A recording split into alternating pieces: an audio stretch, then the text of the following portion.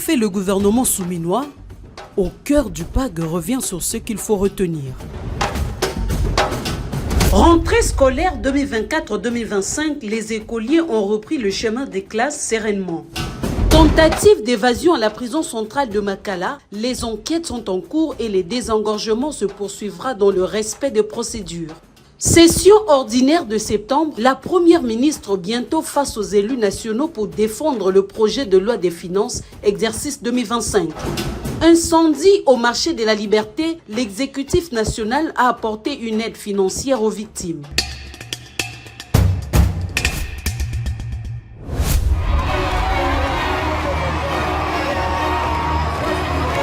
La rentrée scolaire 2024-2025 s'est déroulée le 2 septembre dans le calme.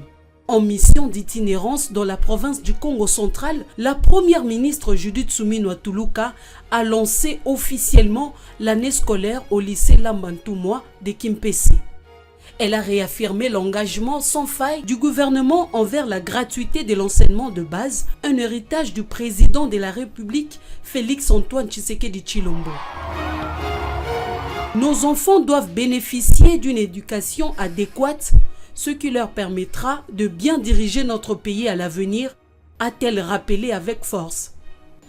Nous faisons le nécessaire avec le chef de l'État, l'ensemble du gouvernement, pour assurer que la gratuité de l'enseignement continue et qu'on y ajoute aussi tout ce qui doit améliorer la qualité de l'enseignement. À vous les enseignants, je sais que ce n'est pas facile pour vous. Nous avons eu la commission paritaire du secteur de l'éducation. Je sais que avec votre banc syndical, nous nous sommes accordés sur un certain nombre de choses et que nous allons devoir ne pas y déroger. Mais je vous en prie, nous sommes un gouvernement responsable. Nous savons que ce n'est pas facile pour vous, mais les engagements pris, nous allons les tenir.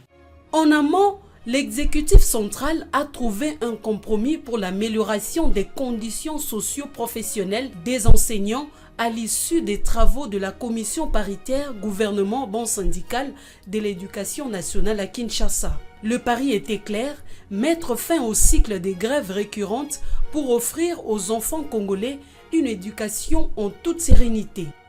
Grâce à ce dialogue constructif et aux mesures sanitaires mises en place pour contrer la menace de Mpox, les élèves ont repris le chemin de l'école en toute sécurité.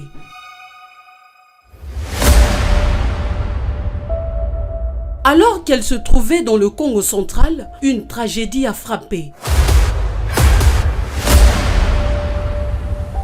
La tentative d'évasion à la prison de Makala. De retour en urgence à Kinshasa, la première ministre a tenu une réunion de crise et ordonné une enquête approfondie pour faire toute la lumière sur ce drame qui a coûté la vie de 131 personnes et laissé plusieurs blessés.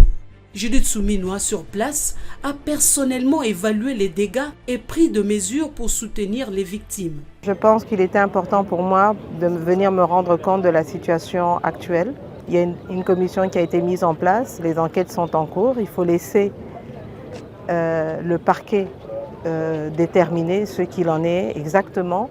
Mais pour moi, c'était aussi important de venir voir comment les choses sont en train de se rétablir.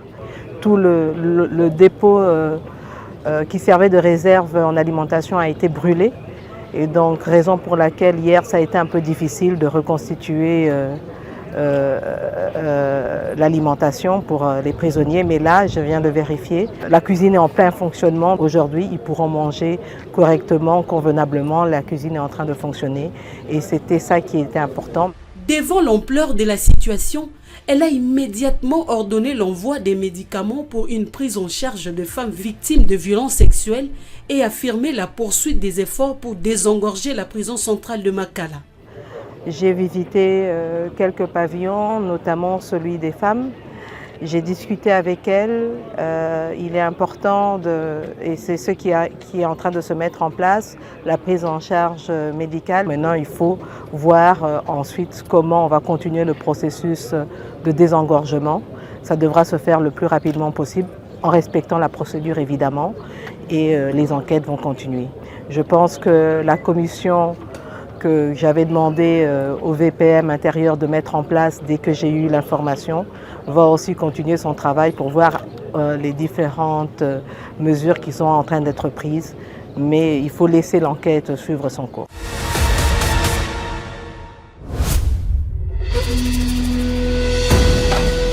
Soucieux du bien-être des Congolais, le gouvernement reste également mobilisé pour soutenir les familles touchées par l'incendie au marché de la Liberté.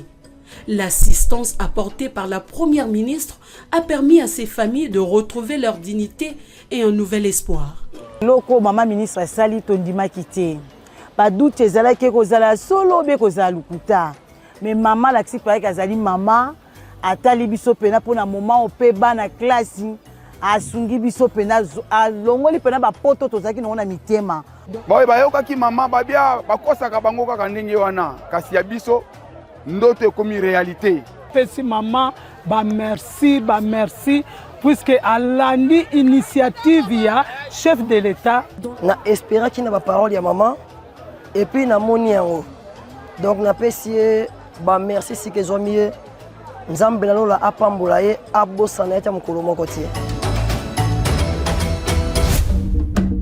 Le gouvernement souminois se donne les moyens de sa politique pour matérialiser son programme d'action. Le lundi 16 septembre, jour de la rentrée parlementaire, la première ministre a déposé au bureau de l'Assemblée nationale le projet de loi des finances exercice 2025 conformément aux dispositions constitutionnelles. Il est chiffré à près de 50 milliards de francs congolais, soit un peu plus de 18 milliards de dollars américains. On note une augmentation d'environ 21% par rapport au budget exercice 2024 qui s'élevait à près de 41 milliards de francs congolais, équivalent d'un peu plus de 16 milliards de dollars américains. La chef du gouvernement a saisi l'occasion pour déposer deux autres documents, en l'occurrence le projet de loi de finances rectificative de l'exercice 2024 ainsi que celui portant réduction de comptes pour l'exercice 2023. Confiante, la patronne de l'exécutif central a décliné les axes prioritaires du projet de budget 2025. Nous avons tenu compte de l'évolution d'un point de vue économique, tenant compte des chocs externes qui nous impactent à travers la guerre en Ukraine, la guerre au Moyen-Orient, mais aussi au niveau des chocs internes, avec notamment la guerre à l'Est, injustement imposée. Il a fallu aussi tenir compte d'un certain nombre de réformes qui vont nous permettre de continuer à stabiliser le franc congolais et probablement à terme, on l'espère, aller vers une baisse du taux de change pour améliorer le pouvoir d'achat des ménages congolais. Il était important aussi de mettre un accent sur les investissements. Et donc on a une augmentation au niveau des investissements de plus ou moins 14%, ainsi qu'une augmentation des ressources allouées à l'agriculture, 13% pour l'agriculture. Et nous avons mis l'accent en continuant les réformes sur la gratuité de l'enseignement, en mettant l'accent sur un peu plus de qualité à ce niveau-là. Chaque jour dans son leadership, Judith Souminois applique sans relâche les 4 principes de son mandat: restaurer la dignité du peuple congolais, garantir un emploi décent, protéger les citoyens et offrir un accès équitable aux services sociaux de base.